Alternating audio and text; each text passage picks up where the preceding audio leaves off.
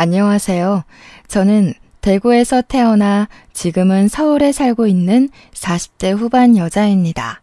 곧 50을 바라보고 있는 나이에 어릴 때부터 산전수전 다 겪었던 이야기를 추억 삼아 한번 풀어보려고 사연을 씁니다.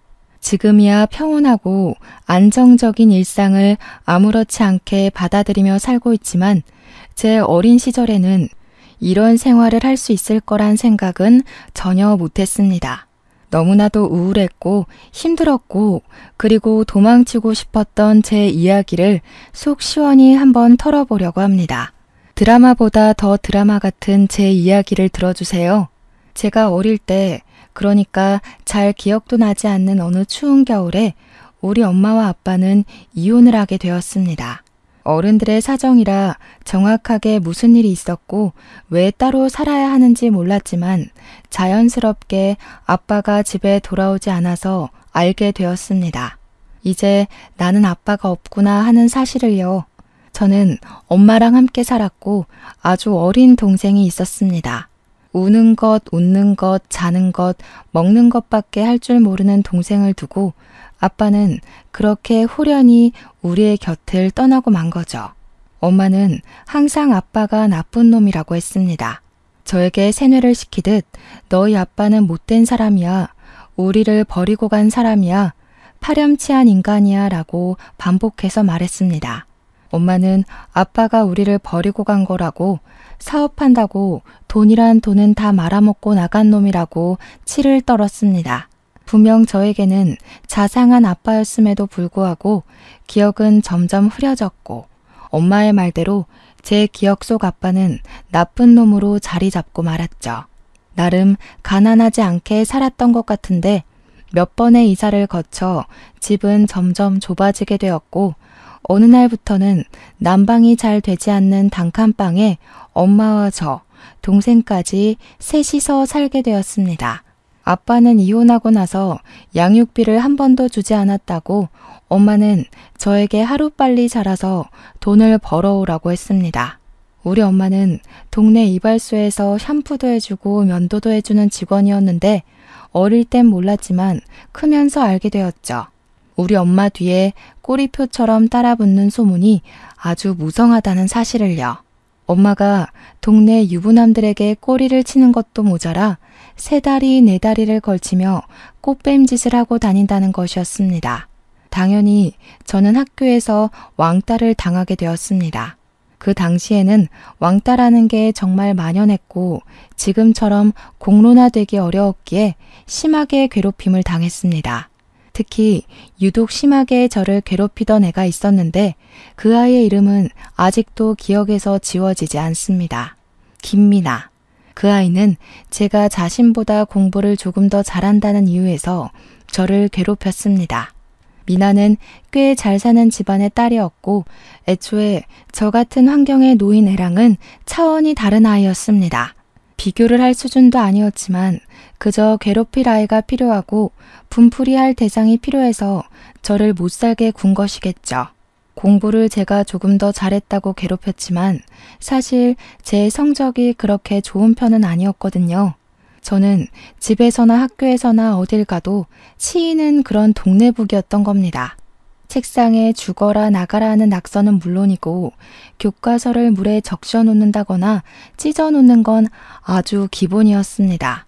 서랍에 몰래 압정을 넣어둔다거나 실핀을 넣어두어 손을 다치게 한 경우도 있었습니다. 물벼락을 맞는 건 아주 일상이었기에 항상 체육복을 뒤집어 쓰고 수업을 받아야만 했습니다. 그냥 물이면 다행이었지만 걸레를 빤 물인 날에는 최악이었죠. 체육 시간에 피구라도 하면 모조리 다 저에게 공을 던져댔습니다. 학급에서 인기 있고 영향력 있는 김미나가 저를 괴롭히니 나머지 아이들도 자연스럽게 저를 무시하고 괴롭히기 시작했습니다. 방관하는 친구들은 그나마 고마울 지경이었습니다. 쉬는 시간이면 저에게 너네 엄마가 꽃뱀이라며 환양년이라던데 남자 없으면 죽는 년이래 하면서 모욕을 주었고요. 그 와중에도 깔깔 웃으면서 너도 똑같은 팔자 아냐? 엄마 팔자 닮는다던데 하면서 학급 아이들은 저를 놀렸습니다. 정말 학교 생활이 죽는 것보다 더 싫었습니다. 왜 가만히 있었냐고요? 가만히 있지 않았습니다. 처음에는 나한테 왜 그러냐고 화도 내보고 이러지 말라고 애원도 해봤습니다. 그런데 제가 반응을 하면 할수록 아이들의 장난의 강도는 높아지기 시작했고 나중에는 몸에 상처가 생길 지경이었습니다. 처음 상처가 생긴 날 저는 참지 못하고 담임 선생님을 찾아가 일렀습니다. 우리 반 아이들이 저를 작당하고 괴롭혀요. 상처가 났어요. 너무 힘들어요 하고 울면서 이야기를 했죠. 하지만 담임 선생님도 김미나의 편이었습니다. 그 아이의 부모가 사업을 하고 있었고 담임 선생님이 30대 아들의 취업을 도와줬다고 하더라고요. 한마디로 뒷돈도 받고 취업 비리까지 묶여 있으니 제 편을 들어줄 수 없었던 거죠. 저에게 넌지시 너도 뭔가 잘못한 게 있지 않겠니? 그 아이들이 너한테만 그러는 이유가 있겠지라고 말했을 때는 정말 제 가슴에 커다란 구멍이 생기는 것 같은 기분이었습니다. 제가 학교 앞 골목에서 선생님한테 일렀다는 이유로 아이들에게 얻어맞은 적이 있었습니다. 그날은 꽤 많은 아이들이 저를 괴롭혔고 결국 지나가던 행인의 신고로 죄다 경찰서에 잡혀간 일이 있었죠. 분주한 경찰에서 죄인처럼 고개를 숙이고 있었던 건 저 하나였습니다. 가해자들은 오히려 뻔뻔했고 피해자인 저는 그들과 눈도 마주치지 못했습니다. 간간히 형사들의 열이 뻗친다는 큰 소리가 오고 가고 했지만 결국 제 눈앞에 드리워진 합의서와 돈봉투는 모든 것을 포기하게 만들었습니다. 가해자들의 부모가 저를 멸시 어린 눈으로 바라보며 합의서에 도장만 찍으라고 종용했습니다. 아무리 그래도 이렇게 얻어맞았는데 우리 엄마는 내 편이겠지 했지만 엄마는 그 돈봉투에 눈이 돌아 바로 도장을 찍었습니다. 봉투 두툼한 거 봐라. 오늘은 고기 먹어도 되겠다 하면서 엄마는 선심 쓰듯 합의금으로 돼지 목살을 구워줬습니다. 저는 아직까지도 탐욕스러운 눈으로 다친 저를 살피기보다 돈을 먼저 보는 엄마를 잊을 수가 없네요. 저의 남동생도 마찬가지로 학교 생활이 고단할 것 같아서 마음이 좋지 않았습니다. 하지만 제 동생은 저와 다른 방향으로 엇나가기 시작했죠. 엄마를 욕하는 동급생을 때리고 양아치들이랑 어울려 다니면서 문제란 문제를 다 일으키고 다니고 있었어요. 제가 피해자의 입장으로 경찰서를 갔다면 동생은 가해자의 입장으로 경찰서를 들락거렸죠. 엄마는 동생 대신 사죄를 하고 다니면서 저에게 책임을 전가했습니다. 도대체 넌 어디서 뭘 하고 지내길래 동생이 저렇게 엇나가는데 신경을 한번 안 쓰냐고요. 저는 이런 집안이 너무나도 지긋지긋했고 도망치고 싶었습니다. 동생은 결국 고등학교를 자퇴하고 허구한 날 동네 양아치짓 하고 다니다가 소년원에도 몇 번 가게 되었고요. 엄마는 동생이 소년원에 가고 집에 들어오지 않자 저를 버려둔 자식 취급하며 이 남자 저 남자 만나러 다니기 바빴습니다. 소문처럼 우리 엄마는 남자 없이는 못 사는 사람이었거든요. 저는 고등학교를 졸업하자마자 자의반 타의반으로 공장에 취직을 하게 되었습니다. 노예처럼 일만 하고 번 돈은 고스란히 엄마한테 다 빼앗기고 그게 당연한 줄 알면서 무기력하게 자랐습니다. 그 와중에 동생은 폭행 사건에 휘말리게 되어 합의금을 달라고 저에게 윽박을 질렀습니다. 피해자로 살아온 시간이 길었기에 누군가의 윽박은 정말 견디기 힘든 트라우마였습니다. 저는 결국 대출을 받아서 돈을 내놓으라는 동생을 이길 수 없었죠. 이번에 합의 못하면 감방에 들어가게 생겼다면서 대출을 받아오라고 물컵을 던지고 난리를 쳤거든요. 이제는 소년원이 아닌 교도소에 들어가게 됐다는 겁니다. 딱 한 번이면 된다고 엄마도 저한테 네 동생 깜빵 가면 이번에는 5년을 살아야 한대 하는데 결국 대출을 받고 말았습니다. 눈덩이처럼 불어나는 이자에 통장 잔고는 5만 원도 채 남지 않은 걸 보고 이렇게 살면 안 되겠다는 생각이 들기 시작했습니다. 그래서 저는 아주 오래전에 찾아갔던 친할머니의 집을 기억을 더듬고 더듬어 찾아가게 되었습니다. 세월이 많이 흘러서 이사를 갔을 수도 있었지만 지푸라기 잡는 심정으로 찾아갔습니다. 골목골목 헤매다가 근처 슈퍼 아줌마의 도움으로 친할머니 댁을 찾을 수 있었습니다. 부산 송정 쪽이었는데 다행히 그 자리 그대로 살고 계셨더라고요. 용기를 내어 초인종을 누르고 제 이름 석자를 이야기하니 할머니가 버선발로 뛰어나오셨습니다.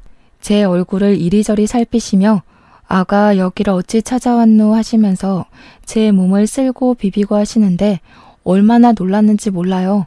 왜냐하면 엄마는 늘 아빠와 친가는 우리 모두를 버린 거라고 싫어한다고 했으니까요. 자식 버리고 간 아빠는 양육비 한 번 안 준 못된 인간이라고 파렴치한 인간이라고 했거든요. 애 둘 키우는데 돈이 얼마나 많이 드는지 아냐고 하루빨리 돈 벌어서 시키기 바빴고요. 어항이 벙벙한 와중에 일단 집에 들어오라며 엄마는 어쩌고 왔냐고 묻는 할머니 말에 정신이 번쩍 들었습니다. 저는 있는 그대로 제가 살아온 나날에 있어 거짓 한 점 없이 할머니에게 이야기를 했죠. 공장에서 일을 하면서 생활비를 벌어오고 있는 것. 엄마는 나를 돈 벌어오는 기계 그 이상도 이하도 생각하지 않는다고요. 동생은 소년원에 들락날락하고 집에도 잘 들어오지 않아서 어디서 뭐하고 사는지 모른다는 것까지요. 사는 게 버거워서 죽기 직전에 용기 한번 내서 찾아오는 거라고 말했습니다. 그러니 할머니가 제 손을 잡고 막 엉엉 우시는 게 아니겠어요. 아빠한테 연락을 넣어놨으니 저녁에는 도착할 거라고 하는데 아빠가 왜 날 보러 온다는 거지? 하는 생각이 들었죠. 아빠는 저 안 보고 싶어 하잖아요. 양육비도 한 푼 안 줬다면서요. 하니까 할머니가 화들짝 놀라시더라고요. 어디서 그런 오해를 하고 찾아온 거냐고. 이혼할 당시에 할머니랑 아빠가 대출까지 받아서 양육비를 한 번에 지급하고 왔다는 겁니다. 저만큼은 아빠가 키우겠다고 박박 우겼는데 엄마가 죽어도 안 된다고 해서 데리고 간 거라고요. 저는 울면서 말했죠. 그런 사람이 왜 한 번을 찾아오지 않았냐고요. 그랬더니 찾으려고 몇 번이고 찾아갔는데 이사가가 없었다고 엄마가 못 만나게 했다는 겁니다. 우리가 보고 싶어 하지 않는다고 했다면서 아빠 필요 없다고 하지 않았냐고 하시는데 딱 봐도 오해가 너무나도 많이 쌓여있더라고요. 그날 저녁 정말로 아빠가 왔고 10년이 넘는 세월이 지난 뒤 아빠를 만나게 되었습니다. 아빠는 눈물을 흘리며 저에게 그동안 잘 지낸 거 맞냐고 얼굴이 왜 이렇게 상했냐고 다정하게 물어오셨어요. 저는 했던 말을 또 반복하며 아빠가 너무 보고 싶었다고 힘들었다고 이야기를 했죠. 그러니 아빠가 이제 성인이고 하니까 엄마 집에서 나와서 아빠랑 같이 살자고 하셨습니다. 엄마의 바람기로 인해 이혼을 했고 그 길로 대구를 떠나서 서울에 자리를 잡았다고요. 사업이 운 좋게 잘 풀려서 지금은 떡하니 중소기업 하나를 운영하고 있다는 겁니다. 하청도 많이 주고 엄청나게 성장을 했다며 하는 일이 뚜렷하지 않으면 아빠 밑에서 일을 배우라고 했어요. 저는 뒤도 돌아보지 않고 그 길로 아빠를 따라 서울에 갔습니다. 이렇게 일이 슬슬 풀릴 줄 알았다면 진작에 아빠를 찾아갈 걸 그랬다고 몇 번이고 후회를 했죠. 서울에 도착해서 저는 정말 너무 놀랐습니다. 대구에서 주택 반지하에 새들어 살 때랑은 너무나도 다른 환경이 저를 기다리고 있었기 때문이었어요. 한강이 보이는 고층 아파트에 집도 대리석으로 삐까뻔쩍했습니다. 아빠가 혹시라도 새 장가를 들진 않았을까 걱정이 되어 물어보니 그건 아니라고 고개를 절레절레 저으셨어요. 언젠가 자식들이 찾아올지도 모른다는 기대를 하고 있었다면서 저를 기다리고 있었다고 말해주셨습니다. 그동안 지낸 이야기를 천천히 빠짐없이 이야기를 해달라고 하길래 한 3일 정도를 아빠가 퇴근하고 돌아오면 잠도 안 자고 밀린 이야기를 했어요. 나눌 이야기가 별로 없을 거라고 생각했는데 막상 입을 열고 나니 본물 터지듯 말이 나오더라고요. 학교 생활을 하면서 치욕스러운 일을 당했던 것, 동생이 사고치고 다니던 것, 엄마가 허구한 날 남자 만나느라 바빠서 가정은 신경도 쓰지 않았던 것까지 모조리 다요. 아빠는 한숨만 푹푹 쉬면서 저를 위로했습니다. 결국 그렇게 개차반으로 살고 있을 줄 알았다고. 너라도 내가 데리고 나왔어야 했는데 미안하다고요. 아빠한테 혹시 동생도 기다리고 있었냐고 동생은 지금 어디서 뭘 하는지 모르겠다고 하니까 그저 씁쓸하게 웃으셨어요. 왠지 더 물어보면 안 될 것 같은 초연한 분위기가 흘러 더 이상 동생 이야기는 하지 않았습니다. 아빠는 저에게 지금이라도 하고 싶은 것이 있냐고 물었습니다. 며칠 고민을 해봐도 딱히 뭘 해야 할지 모르겠어서 솔직하게 이야기를 하니 아빠가 대학을 가보는 게 어떻겠냐고 물어보았습니다. 대학이라니 너무나도 높은 문턱인 것 같아서 처음에는 아니라고 고개를 저었지만 며칠이 지나니 궁금하더라고요. 대학에 가면 다들 어떤 생활을 할까? 정말 TV, 영화에서 보는 것처럼 그런 느낌일까 하는 궁금증이요. 저는 결국 재수학원을 등록하게 되었고 수능을 준비하게 되었습니다. 몇 년 동안 공부를 하지 않았으니 머리가 잔뜩 굳은 느낌이었지만 열심히 하니까 또 들어오긴 하더라고요. 수능이 몇 개월 남지 않은 시점이었기에 다음 수능을 준비하기로 하고 정말 남들보다 몇 배로 노력을 했습니다. 코피를 쏟아가며 공부한다는 게 이런 심정인지 몰랐는데 제 코에서 코피가 나니까 신기하더라고요. 책이 시커멓게 변할 때까지 밑줄을 치며 머릿속에 입력을 하려고 무던히 애를 썼습니다. 그렇게 1년 5개월 동안 열심히 공부를 한 결과 저는 서울에 있는 4년제 경영학과에 입학할 수 있게 되었습니다. 아빠가 저에게 회사에 들어와서 같이 일하면 참 좋겠다고 몇 번이고 이야기를 하셨기에 그 뜻을 함께 하고 싶은 마음에서였죠. 늦가기 신입생이 되어 열심히 대학에 다니는 동안 엄마랑은 단 한 번도 허락을 주고받지 않았습니다. 처음에 서울에 올라오기 전 미처 공장에 이야기하지 않았던 게 기억이 나서 딱 한 번 대구에 내려갔었거든요. 그런데 공장에서 일하던 직원들이 저보고 대체 어디에 있었냐고 엄마가 공장을 이잡듯이 뒤졌었다고 말하더군요. 엄마는 멀쩡한 얘가 갑자기 공장 일은 왜 그만두었냐며 애꿎은 공장에서 난동을 부리고 갔다고 했습니다. 저는 자세한 이야기는 하지 않고 엄마가 또 찾아오면 제가 왔었다는 이야기는 하지 말아달라고 부탁드렸습니다. 공장 직원들도 어린 나이에 제가 고생하고 있는 속사정을 대충 알고 계셨기에 알겠다고 하셨죠. 도망가고 싶다고 몇 번이나 말을 했었으니까요. 저는 사직서를 낸 동시에 휴대폰도 없애버렸어요. 아빠 집으로 전입신고도 하지 않았죠. 혹시라도 엄마가 그 집 주소로 찾아올까 봐요. 그렇게 평온하게 서울에서 생활을 이어가고 있었어요. 과거는 점점 흐려지고 있던 어느 날, 저에게도 따뜻한 봄날이 찾아오게 되었습니다. 우연히 교수님을 만나러 온 저보다 3살 많은 선배가 저를 보고 첫눈에 반했다면서 조교한테 이야기를 했다는 거예요. 귀찮을 정도로 제 번호를 물어봤고 고학번 선배이긴 하지만 저도 나이가 꽤 있는 상태로 대학에 입학을 해서 괜찮을 것 같다는 이야기였어요. 3살 차이면 딱 좋은 거 아니냐고 마치 중매쟁이가 된 것처럼 저랑 선배를 이어붙이는 조교의 말에 저는 고개를 끄덕였습니다. 솔직히 대학 다니면서 나이 차이 많이 나는 동기들 사이에서 저는 잘 어울리지 못하고 있었거든요. 학교 CC가 생겼다더라, 어느 과 누구랑 쟤랑 사귄다더라 이야기를 들을 때만 해도 캠퍼스 커플은 저와 거리가 먼 이야기로 느껴졌고요. 그런 저를 관심 있어 하는 남자가 생겼다고 하니까 괜히 마음이 몽글몽글해지더라고요. 그 선배는 벌써 29살이었고 대기업에 취업까지 마친 사람이었고요. 대학생 신분인 제가 너무 없어 보이긴 했지만 저한테 계속 만나보자 하기에 마음이 동했죠. 처음에는 부담스러웠지만 저한테 들이댄 선배가 사실 우리 학교 전설이나 다름없는 사람이라고 조교가 말해준 뒤로는 마음이 동했습니다. 맨날 과 수석 자리를 놓치지 않았고 집안도 꽤 괜찮은 집안이고 생긴 것도 멀끔해서 여자들한테 인기가 좋았다고요.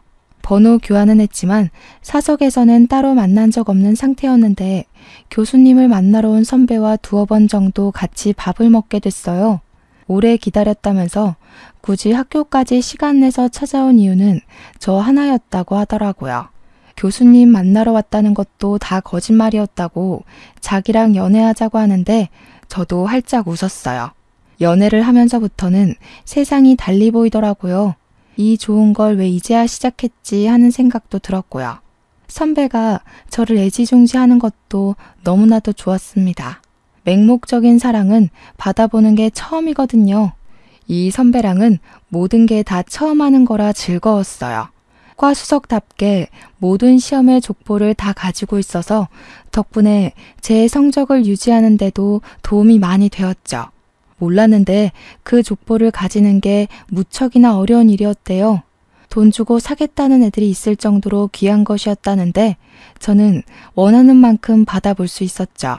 성적도 우수하게 졸업을 할 수 있었고 아빠의 바람대로 저는 아빠 회사에 취직을 하게 되었습니다.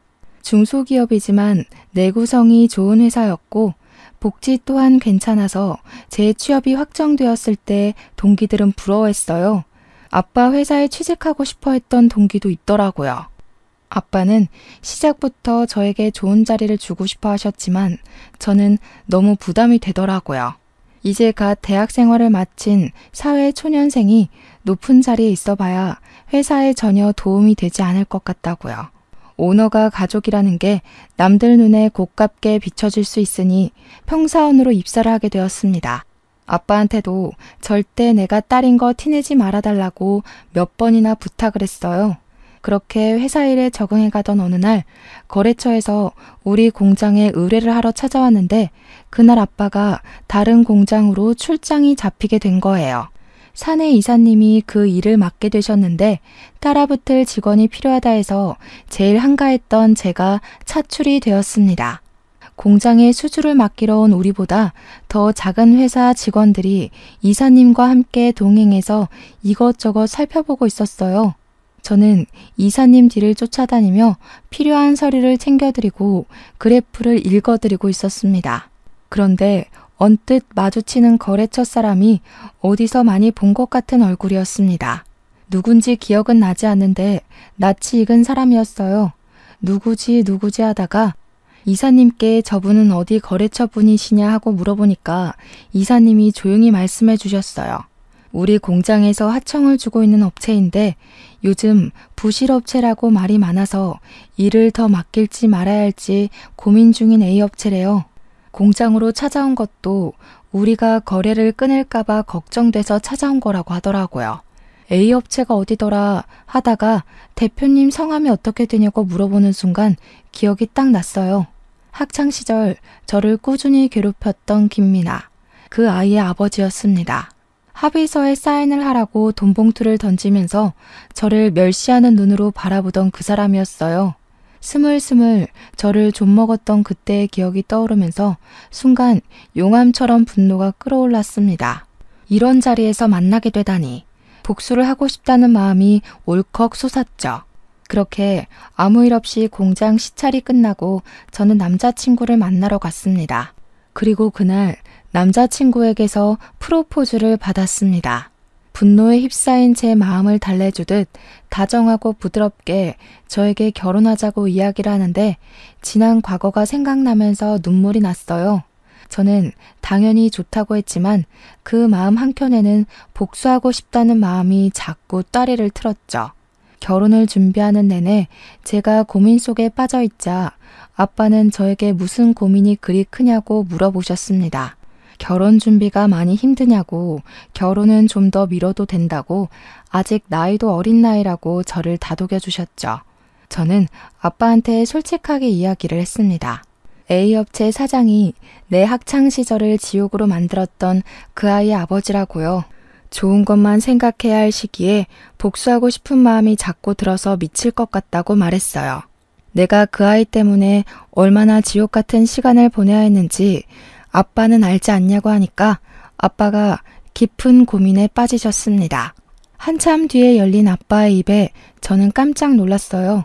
그 업체 우리가 일 안 주면 부도 날 거야. 그렇게 해주자. 우리 딸이 당했던 기억만큼 이왕 복수할 거 제대로 해주자고. 2번 다시는 일어날 수 없게 만들어주자. 며칠 뒤 아빠는 A업체 대표한테 따님이 우리 딸이랑 동창이라고 하던데 같이 식사나 한번 하자고 요청을 했어요. 당연히 그 자리에 저도 나갔고 아빠는 꿀리면 안 된다고 태어나서 처음 보는 명품 브랜드의 저를 데리고 가서 머리부터 발끝까지 저를 꾸며주셨습니다. 허탈하게도 김미나는 그 모습 그대로 저를 보고 아무렇지 않게 인사를 하더라고요. 당한 사람은 생생하게 기억해도 가해자는 그냥 추억거리 취급을 하더라고요. 어머, 이런 데서 다 만나고 세상 좁다. 그치? 우리가 친하진 않았지만 그래도 동창이니까 너무 반갑다. 역시 세상은 학연, 지연, 혈연이라고 하잖아. 우리 아빠 공장 좀 잘 봐줘. 저는 벼르고 있었던 그 말을 뱉을 기회가 찾아온 거죠. 뻔뻔하게 저한테 저런 부탁을 하는 김미나의 얼굴에 침이라도 뱉을 기세로 이야기를 했습니다. 내가 제일 싫어하는 게 학연, 지연, 혈연이야. 너 같은 거랑 학연으로 묶인 게 얼마나 지옥인지 가해자는 모르지? 아저씨, 저 기억나세요? 저한테 돈봉투 들이밀면서 합의하라고 서로 좋게 좋게 가자고 눈가에 멍든 저를 보면서 혀 끌끌 찼던 거 기억 안 나세요? 그랬더니 그제서야 모든 기억이 난 건지 김미나네 아버지의 표정이 싹 굳었습니다. 김미나 또한 부들부들 떨면서 저한테 아직도 그런 걸로 꽁에 있냐고 하더라고요. 그때 들어있던 합의금이 꼴랑 50만 원이었거든요. 미리 준비해둔 흰 봉투에 50만 원을 넣어왔었어요. 그 봉투를 부녀 앞으로 던졌습니다. 이거나 먹고 조용히 떨어지세요. 부도 처리될 거 준비 잘하시고 그나마 학연으로 묶여서 경고하는 거니까 고마운 줄 알아. 그러자 아빠가 그 부녀를 보면서 경고하듯이 이야기를 했습니다. 다 너희들이 쌓은 업보라고 평생 속죄하고 살으라고 했습니다. 그 어린 나이에 치기 어린 질투로 한 행동이라고 하기엔 너무나도 내 딸이 받은 상처가 크다고요. 그러면서 우리 공장에 지불해야 할 미납금을 한시라도 빨리 갚아주길 바란다고 덧붙이셨습니다. 김미나네 아버지는 그런 법이 어디 있냐고 다시 한번 생각해달라고 애원했지만 아빠는 바로 거래를 끊어버렸습니다. 당연히 미납금 지급 소송도 거셨고 김미나네 집은 한순간에 부도 처리가 되고 차압딱지가 붙었다고 했습니다. A업체에 다니던 노동자들에게 아빠가 뒤에서 몰래 도와줘서 단체로 임금 미지급 소송도 걸리고 노동청을 제 집 드나들듯 다녔다고 해요. 이렇게 손쉽게 한 사람의 모든 걸 무너뜨릴 수 있는 거구나 하는 허탈한 생각도 들었습니다. 그렇게 복수를 하고 나니까 알터니가 빠진 것처럼 속이 시원해지더라고요. 모든 사건을 알게 된 예비 신랑 또한 저에게 잘했다고 칭찬을 해주었습니다. 그렇게 우리는 본격적으로 결혼 준비를 시작했고 저는 끝까지 대구에 있는 엄마와 동생에게는 알리지 않았죠. 그들이 대구에서 뭘 하고 먹고 살아있는지 전혀 모르고 있었거든요. 결혼식 당일에 혼주석에 아빠만 덜렁 앉아 있었어요. 시댁에서는 저의 모든 사정을 알고도 내색하지 않았고 저를 가족으로 받아주셨습니다. 솔직히 가정 환경 때문에 반대하실지도 모른다는 불안한 마음이 있었거든요. 아무래도 정상적이진 않았으니까요. 남자에 미친 엄마나 교도소를 제 집인 줄 아는 동생이나 사고가 끊이질 않았으니까요. 진심으로 헤어지라고 하면 어쩌지 하는 걱정과 달리 시댁에서는 저를 큰 마음으로 품어주셨습니다. 집안이 소문대로 꽤 괜찮은 집안이었는데 오점이 될 수 있는 저를 그렇게 따뜻하게 안아주시다니 정말 감사했죠. 대학 교수이신 어머님과 장학재단을 관리하시는 아버님까지 정말 교육자 집안답게 품이 있으셨습니다. 아빠의 손을 잡고 입장을 했고 아빠가 혼주석에 앉아있는 걸 보면서 눈물이 얼마나 흘렀는지 몰라요. 나에게도 내 가족, 내 가정이 생기는구나 싶어서요. 그렇게 많은 사람들의 축복 속에서 결혼식을 무사히 마치고 태어나서 처음으로 해외여행이라는 것을 가보게 되었습니다. 욕심이 잔뜩 나는 첫 해외여행이었기에 남들처럼 휴양지로 떠나지 않고 유럽 일주를 갔어요. 짧은 시간 동안 많은 나라를 둘러봐야 했기에 매일 밤마다 녹초가 되어 기절하듯 잠이 들었지만 행복했습니다. 너무나도 재미있던 신혼여행을 마치고 신혼집으로 입주를 했습니다. 그런데 제가 생각 없이 전입신고를 하면서 신혼집 주소로 옮기게 되었고 그게 큰 실수였다는 것을 나중에 깨달았죠. 한 2달쯤 지났을까 남편이랑 주말에 뭘 하지 하면서 고민을 하다가 아빠를 모시고 식사를 할까 했어요. 나가서 먹기에는 메뉴 정하기도 귀찮고 해서 집에서 대충 만들어 먹자고 아빠를 집으로 초대한 상태였죠.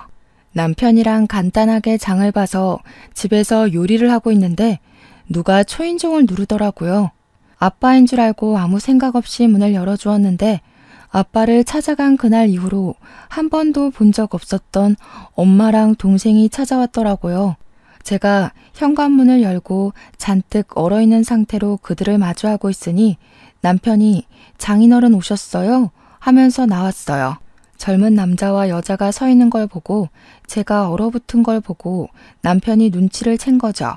고얀 년, 우리 버리고 도망가서 잘 먹고 잘 살고 있었네. 결혼까지 했어? 엄마도 없이? 집도 으리으리하고 좋네. 돈을 좀 번 거야? 아니면 로또가 된 거야? 뭐야?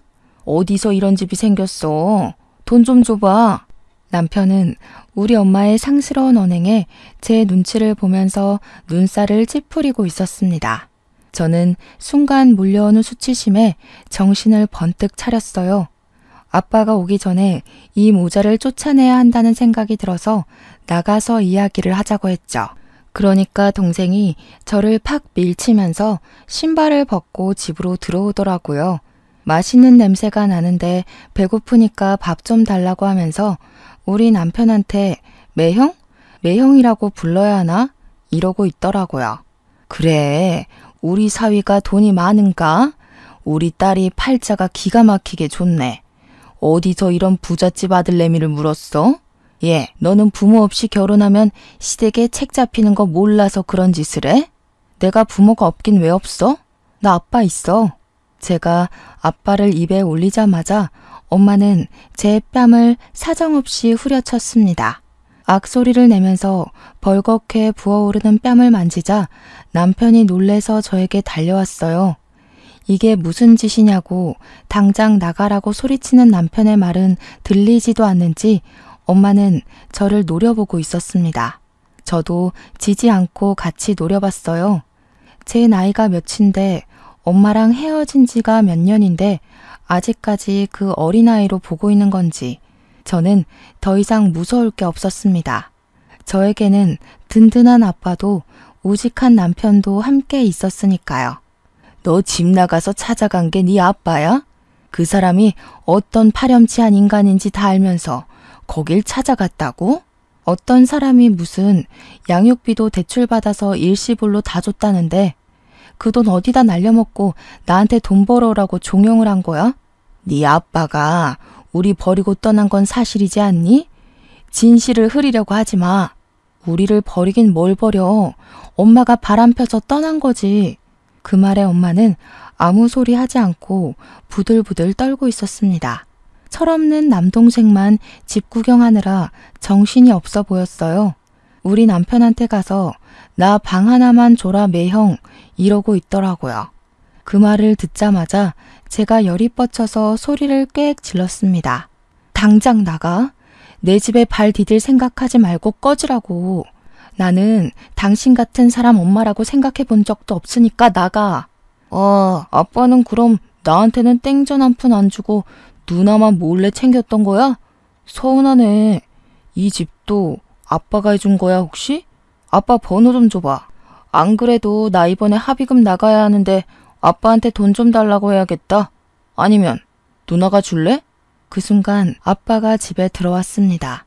무슨 소란이 이렇게 크냐고 집에 들어왔다가 거실에 서 있는 엄마랑 동생을 보고 아빠의 표정이 딱딱하게 굳었습니다. 오랜 시간이 흘렀지만 한 번에 알아본 듯 했어요. 이 미친 여팬네가 여기가 어디라고 찾아와? 내가 내 딸 집 온다는데 당신이 뭔데 상관이야? 우와, 아빠야? 얼굴도 기억 안 나서 몰라볼 뻔했네. 아빠, 나 진짜 서운하다. 어떻게 누나만 쏠랑 챙길 수 있어? 만나자마자 이런 얘기해서 미안한데 나도 솔직히 자식인데 챙겨줄 수 있잖아. 혹시 5천만 원만 해줄 수 있어? 돈 해주면 나는 누나 안 찾아올게. 내가 돈 나올 구멍이 없어서 누나 찾아온 거거든. 동생이 신이 나서 떠들고 있는데 아빠가 동생을 싸늘하게 쳐다보더라고요. 저를 처음 봤을 때랑은 너무나도 다른 반응에 저는 오금이 저릴 지경이었습니다. 저를 보고는 눈물을 뚝뚝 흘렸던 아빠였는데 동생은 거의 죽일 듯이 노려보고 있었어요. 아직까지도 애한테 말을 안 해줬어? 엄마는 누나를 이리저리 굴리면서 뭘 굳이 긁어 부스럼을 만드냐고 핀잔을 줬어요. 아빠는 거칠게 이마를 문지르면서 동생을 향해 이야기를 했습니다. 누가 네 아빠야? 너 내 자식 아냐? 네 친부한테 가서 돈 달라 그래. 내가 내 얼굴에 침 뱉기란 말을 안 하고 있었는데 이렇게 뻔뻔하게 굴면 나도 할 말은 해야지. 아빠의 폭탄 발언에 저도 남편도 바짝 얼어서 눈치만 보고 있었습니다. 내 친동생인 줄 알았던 동생이 알고 보니 반만 섞인 동생이라는 것이었습니다. 아빠는 잔뜩 흥분을 했는지 침까지 튀기며 모자에게 삿대질을 하면서 이야기를 했어요. 너 밖에서 싸질러 온 자식이라고. 너 크면서 점점 나를 닮은 구석이 없는 것 같아서 내가 유전자 검사해봤다. 내 친자식 아닌 거 알고 이혼한 거야 내가. 돈 필요하면 너네 친부 찾아가라. 아직 친부가 누군지도 모르지? 네 엄마가 일하던 이발소 사장이 너네 아빠다. 그 말에 저는 소리를 꽥 질렀습니다. 그 이발소 사장은 손버릇이 나쁜 놈이었고 느글느글하게 생겨서 도박쟁이였거든요. 아빠 말을 들어보니 이발소 사장이랑 동생의 얼굴이 묘하게 닮아 보이는 듯한 착각이 일었어요. 동생은 충격이라도 받은 건지 엄마를 향해서 이게 진짜야? 진짜야? 하고 있고 엄마는 찔리는 게 있는지 시선을 피하더라고요. 저도 순간 놀래서 아빠한테 혹시 나도 아빠의 친자식이 아닌 거냐고 하니까 아빠가 고개를 절레절레 흔들더라고요. 남편 앞에서 순간 쪽팔린 것도 잊어버리고 주저앉아 버렸습니다. 남편은 놀래서 저를 일으켜 주었고 아무런 걱정도 하지 말라면서 저를 토닥여 주었어요. 저는 정말 순식간에 일어난 출생의 비밀이 밝혀진 현장에서 정신이 쏙 빠졌죠. 내가 우리 딸만큼은 꼭 데려오고 싶었는데 그 시절 법이 참으로 고약했지. 애들은 엄마가 키워야 정서적으로 안정이 되니만이 아주 돈 벌어서 친권 꼭 찾아오겠다고 악착같이 일했다. 엄마, 진짜냐고. 내가 그 이발소 미친놈 자식이 맞냐고. 아빠가 말하는 거 다 구라지? 말 좀 해봐. 이발소 아저씨는 여전히 정신 나간 사람처럼 도박을 하고 술을 먹고 사고를 치고 다니는 것 같았습니다. 술 먹고 지나가는 사람들이랑 시비에 걸려서 경찰서를 자기 집처럼 들락날락하고 돈노름하다가 빚도 진 거죠. 그 돈을 엄마가 그동안 갚아주면서 둘이 몰래 만나고 있었는데 그게 전부 까발려진 겁니다. 심지어 이발소 아저씨는 유부남이었거든요. 그러면 그 비가 어딜 가겠니? 뻔하지. 너도 그 미친놈 닮아서 맨날 경찰서 교도소 왔다 갔다 하는 거 아니니? 아씨, 그걸 왜 이제 말해, 쪽팔리게. 그리고 나랑 그 미친놈이랑 어디가 갔다는 거야? 아, 진짜. 둘이 갑자기 피 터지게 싸우기 시작하는데 그게 왜 내 아빠냐부터 시작해서 네 아빠 맞다고 소리를 지르고 난리더라고요. 남편이랑 저랑 아빠는 그 사이에 이성이 찾아왔고 남편은 재빨리 경찰에 신고를 했습니다. 저는 두 모자에게 내 집에서 나가달라고 2번 다신 찾아오지 말라고 필요하다면 접근 금지 신청을 하겠다고 했어요.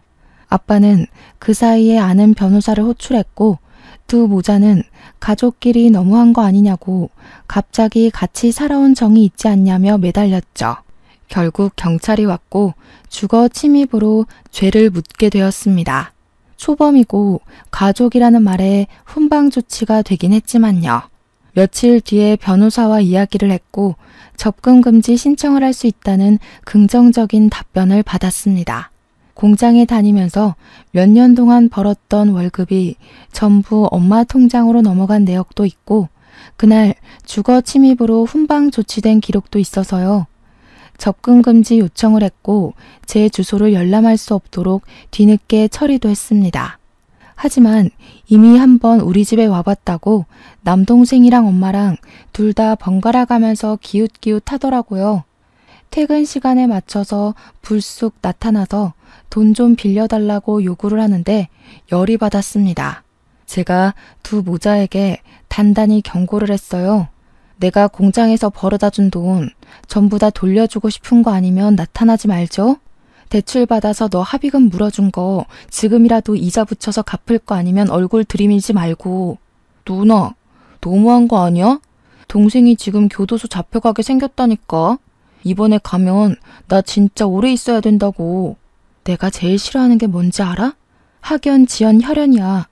내가 죽고 싶을 때 너네가 나한테 돈 빨아먹는 거 말고 해준 게 뭐가 있는데?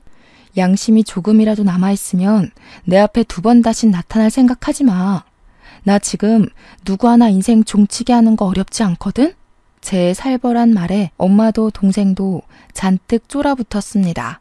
늘 말없이 고개를 숙이고 다니던 착한 딸이 표독스럽게 몰아붙이고 있었으니까요.